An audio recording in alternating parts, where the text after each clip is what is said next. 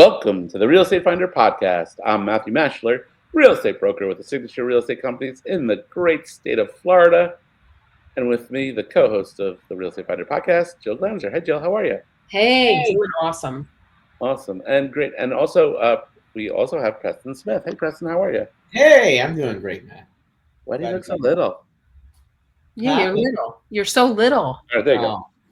Podcast, it's audio only, but we're doing this over StreamYard, thanks to Vin and Marie Pizzo and our great producer. We're doing this over StreamYard. So Jill, we have a closing today? Yeah, we have a closing. That's awesome. Is that the one on Asiatic? That's on Aslatic Street in Palmetto Pines. 627,000, beautiful home. Nice. With impact windows and a newer roof. And I'm super excited for my seller and the buyers. And this is a super VIP seller customer. This is the third transaction? No, this is actually someone who moved here last year from New York. She was excited to come to Florida, but decided it wasn't her cup of tea. So she's moving to a hotter state, Texas. And we sold her this unit, though. We sold her this house, and she's selling with us. We kept the relationship, and talked to her a lot, and she asked us advice throughout the whole process, and we made a great bond, and she sold with us. It's very satisfying when you have that repeat customer, and we lose that in this digital age. And but people don't realize that real estate agents are human, and it's very satisfying when they do come back to us. And we have another one under contract that also sold her old house with us. This one's sold and then bought a house with us, and now she's selling that house and buying another one. Right. That's the four. That's the four one that you were thinking of. Yeah. So that's great. When is that closing? There's two closings at the end of the month for that one particular person. She's purchasing a home and closing on August 27th, and then she's selling a home and closing on August 29th. Oh, that's amazing. All right. $1.6 million roughly in real estate. On those two transactions? Yep, on those two. So buying and selling around 800,000 each. One's smaller. Yeah. Right. That's a great buy sell. So, that is. Yeah, that is. Preston, put in the newsletter, Customer of the Year. Okay. I can do that. Yeah. All right. So that'll be in the September newsletter because those are August closings. So that's great. Yeah, we're going to end this podcast a little bit early because Jill has to go to the walkthrough and the closing. Who's the closing agent? So the closing agent is Signature Title. Oh, great. Yeah. Right, awesome. So this closing itself, the seller already signed. Yeah. So I'm not actually going to the closing. I know. I love closings. Closings have become uneventful in the digital age. It used to be we get together and sign and congratulations. Yeah. And pop the champagne. So She already moved. She already moved yesterday. Seller.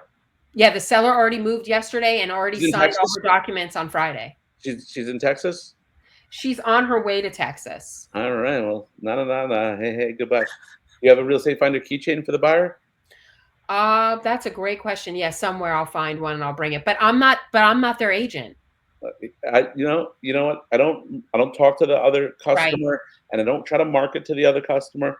But when I hand them the key, it's perfectly acceptable. This happens. When I took the listing, I got the key. I put it on a real estate finder pocket keychain. I've had it on a real estate finder keychain the whole time. Perfectly acceptable to hand the key over on a real estate finder on a real estate finder keychain. Always be selling. Always be marketing. Well, no, but sometimes you don't want to cross that line. Yeah, but I think that's actually okay. But yes, it is. It is very okay to give them a buyer. I can't give them a bag or swag bag. No, I don't give gifts to the other party. But I don't mind leaving my signature real estate finder doormat at the house. We put the doormat up when we list it. Right. I don't take it up at the walkthrough. I'll list it. If the buyer wants me to take it up, I will. If they don't say anything, I'll leave it. And I'm happy to hand the key over on a real estate finder keychain. No problem there. Right. All right. What was the other agent like? The other agent was lovely. Do I know? No, you don't actually. It was a Compass agent, but somewhere else. And I had never heard of her name before. All right. Well, when you see her at the walkthrough, ask her if she wants to phone team off on this. Oh yeah, always. Yeah. So we are always hiring new agents at Signature Real Estate Finder. So if you know anyone that is a real estate agent or wants to become a real estate agent, please feel free to send them my way. And today on the podcast, we are going to talk about, what are we going to talk about? Open houses for our new listings. We have a couple of new listings going on. Yep. Yeah, we could talk about open houses. Yep. Preston, what do you think of open houses? I love them. I think they're great. It's a good opportunity for exposure for the property, and it's also beneficial for you because it's an opportunity to meet new customers, meet people in the neighborhood. There's a lot of ways that you can take advantage of it for not just the property, but for yourself, for your business. Yeah, I find that open houses are a great way for a realtor to market themselves and also market the property that's for sale. Right. Yeah. So even if no one shows up at the actual day, which would be sad, which has happened, you're spending about a week prior to that marketing that open house, getting that property out there and getting people to make inquiries about it, even if they don't show up at the open house. So I think it's ideal. It's great. And because of that, I actually turned that into something completely new. And I don't think I'm the only one that does this in the real estate industry. I don't think there's anyone else besides me and my team that does fake open houses, or I'm from New York, but I haven't been there in a long time. Fugazi open houses, and basically, I find that when you mark a property open in the MLS, and there's two types of open houses: customer facing and broker tour of homes. And when you market them both in the MLS, let's say it's Thursday, and you mark it open for the next Tuesday. It syndicates, the MLS syndicates to Zillow and Realtor.com and all the other websites. And when you mark it open, it syndicates to all those sites. And when a customer is browsing on all of those sites, the open house either has a star or bold or an orange outline or something to make it stand out over the other properties. So just for that, I like to take any of my listings that are vacant and mark them open once a week or once a month, just to get extra traction in the real estate marketing. Plus, what happens if there's a buyer who's just looking, are there any open houses today? What if someone just happens upon the property and decides to buy it?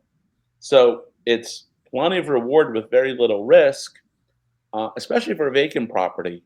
I don't want to, if someone's occupying the property, I don't want to make them leave their house, or for a showing, even if somebody doesn't show up. But then also I blast my email list and my Facebook and my social media, and it shows if I'm holding the open house. It shows that I'm working. I'm having an open house. It reminds people I have listings. You're reminding your sphere of influence that you're a really good real estate agent and that you're working and that you have open houses and you do all this marketing. So it's good on a lot of levels. I would feel terrible making someone leave their house just so that I can market myself. Another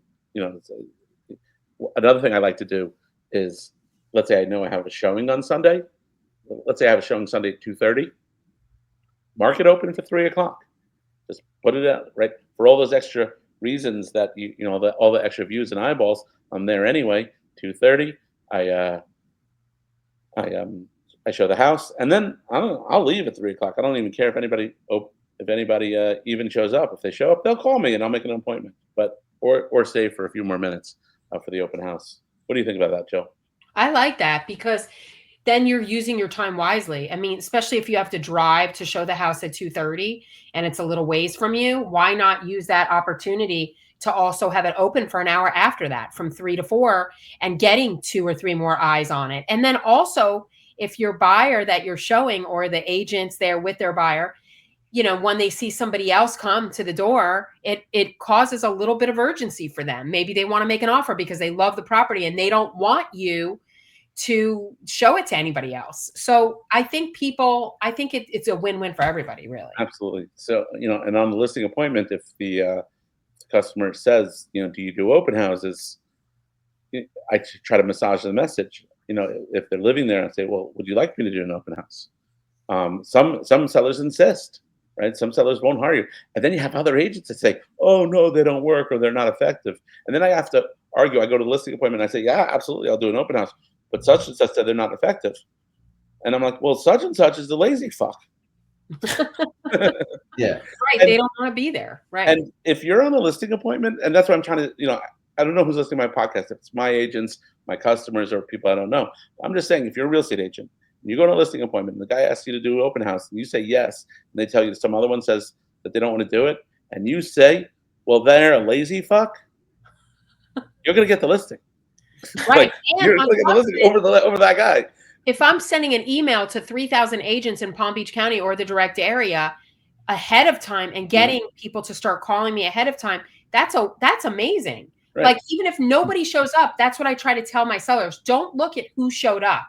Hey, I'm telling you the marketing that I did around this, and this is what's impressive, and this is also what creates leads for your property. Hey, Jill, I can't come on Tuesday. Do you think I can come see the property on Wednesday? Yeah. Do you think the seller would let me come? Would they let me come Monday? Would they let me come early? Right. I mean, God forbid you get that question. I mean, my last two, this is so funny. My last two listings, I literally scheduled an open house right when I listed it for the following weekend. And both times, I don't know why this happened. So now this is like a new thing for me. I had buyers come in, look at the property during that first week and say, I don't want you to have the open house. I'm making an offer. Yep. Both times. And I had to cancel the open. I did cancel the open house now because it was under contract. If it wasn't under contract, I definitely would not cancel the open house. I would show me the money. Yeah. And some people would argue, well, you should have the open house anyway and not even get it under contract till after, because maybe there'll be a bidding war. That's an interesting thought process too. If you have a property listed for $599 and a buyer comes in and offers you $580 or $615 and the seller's willing to accept it, you take the money. Right. Agreed. Listen, and when you say some people won't, if that person's not the seller, tell them to go fuck himself. Yeah. If they are the seller, say, Mr. Seller, you hired me to sell your property. We found a buyer. You don't want to take the buyer and tell him to go F himself and then not have a buyer.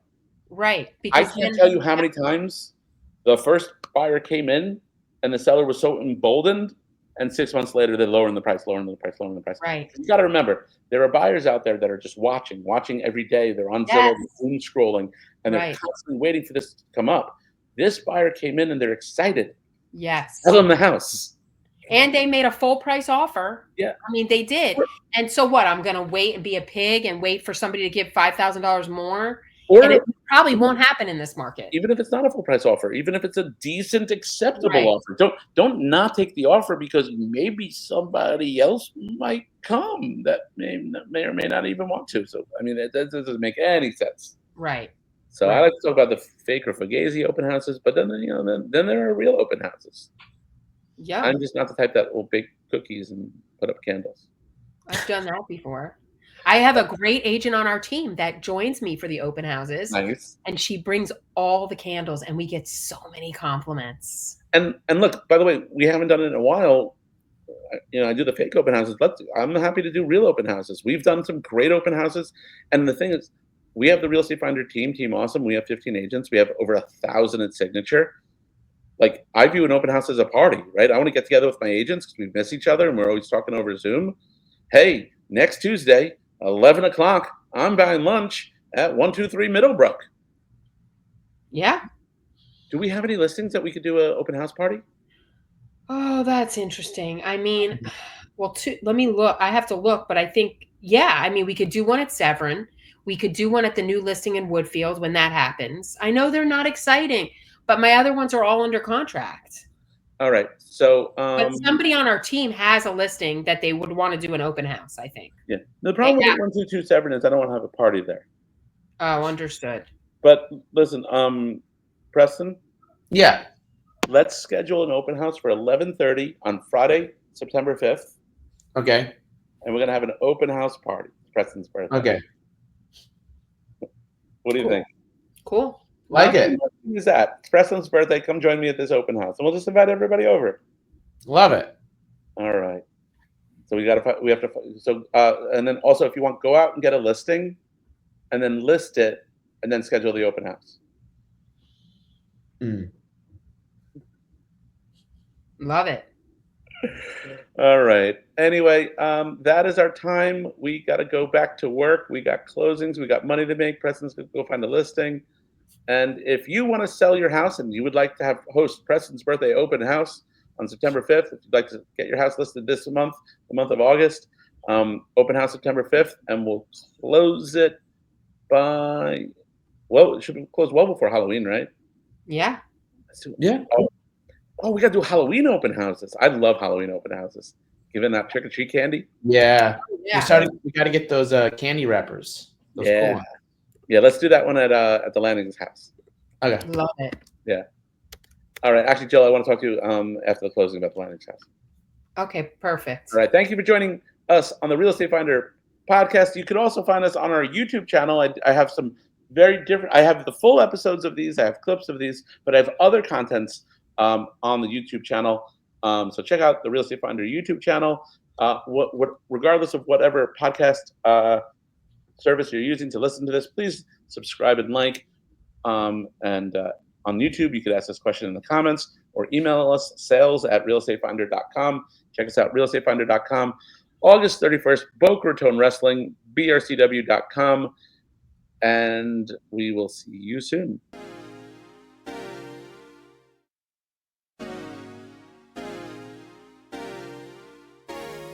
The future looks bright and the storms pass by. The sky's dark blue and it's almost that time.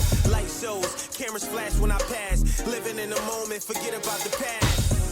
They save the best for last. Matthew Mania, we about to make a splash. Life is a marathon full of sharp turns. Gotta keep pace while the hands on the clock turns. High stakes, 5-star real estate. I run a show, you can tell the boss in the place.